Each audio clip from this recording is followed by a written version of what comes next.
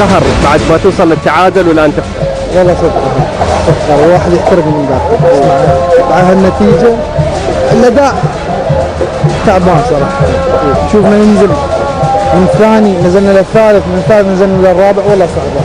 كم ما باقي شيء لما نحصل بطولة خلاص. الصدارة طارت من زمان بعد مباراة دبي طارت الصدارة.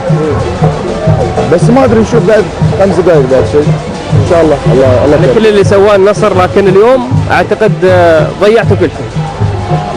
والله ما ادري، عندنا الهجوم يعني لوكاتوني علامة استفهام. لوكاتوني وجوده يعني احنا الدور الاول فزنا على الفريق بدون لوكاتوني 4-0. اليوم لوكاتوني ويانا ما ادري فريقه وايد وايد افضل يعني الله يعني فريقي انا ما اعرف شو اقول لك عنه، يعني يوم فوق يوم تحت، والله محتارين احنا بنفسنا محتارين. بس ما دام ان هذا برنامج جماهير، انا احب اقول للجماهير لا تطلعون، حتى لو فريقكم خسران لا تطلعون يا جماعه. يعني الحين خسران وباقي 10 دقائق، الشباب قاموا يطلعون. والله جماعه يبون بطوله من زمان. والله حرام.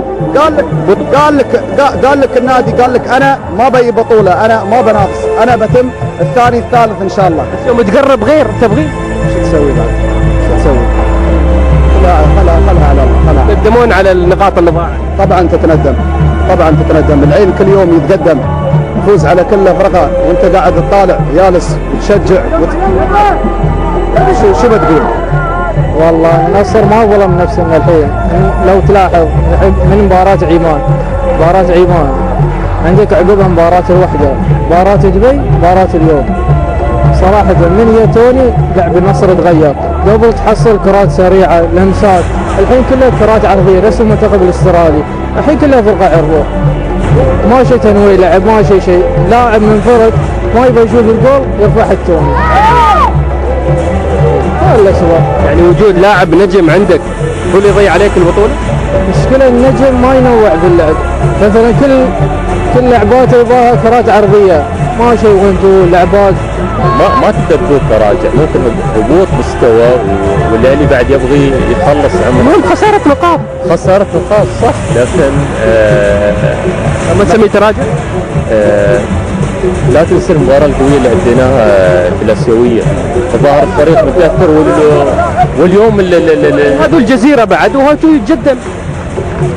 مرتبين قسم الجزيرة ما زال هو بطل الدوري. صح العين متصدر، لكن حاليا الجزيرة هو بطل الدوري. لكن النصر الحمد لله رجع لنا الشوط الثاني والجول الثالث جاء من هطوة، لكن عندنا وقت ممكن نعوض. دوري راح خلاص. اخطاء تحكيمية، يعني اخطاء مدرب في الدفاع قبل الشوط الاول راحت. يقولون نفس طويل مو موجود، يعني شو يعني نفس طويل؟ يعني ما حضرتوا نفسكم انكم تكونون ابطال؟ والله ما حضرنا نفسنا، احنا كنا نبني فريق هالسنة ويمكن السنة الجاية.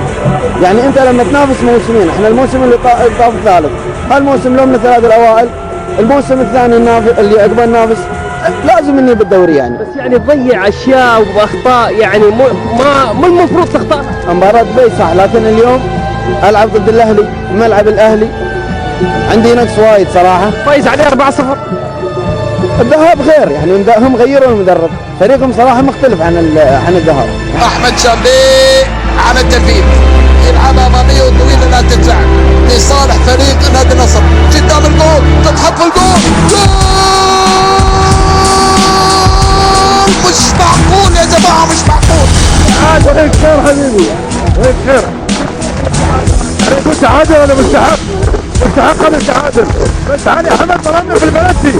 ما يرجع لك الفرصة، غير الجول، كان احنا غيرنا مجرى المباراة. ما يرجع لك الصدارة، بس ما يخالف، احنا مباراة دبي نسيناها، نلعب من جديد. نتريل العين يخسر، نتريل الجزيرة يخسر، واحنا عقب نتقدم. على اداء شوط الثاني لازم يلعبون فيه طول المباراة، مو بس الشوط الثاني، بداية المباراة. الحمد لله متعادل 3-3، خسران ورديت المباراة بنتيجة دي الحمد لله. مباراة طيبة، فريق يبدا اليوم والاسيوية بعد ان شاء الله عندنا احسن. فريقنا مباريات ضيعت نقاط مهمة. المشكلة الدوري مو بهدفنا، الثالث الثاني بسنا. اوكي، الموسم الجاي حق فريق، الموسم الجاي ادخل ناخذ الدوري.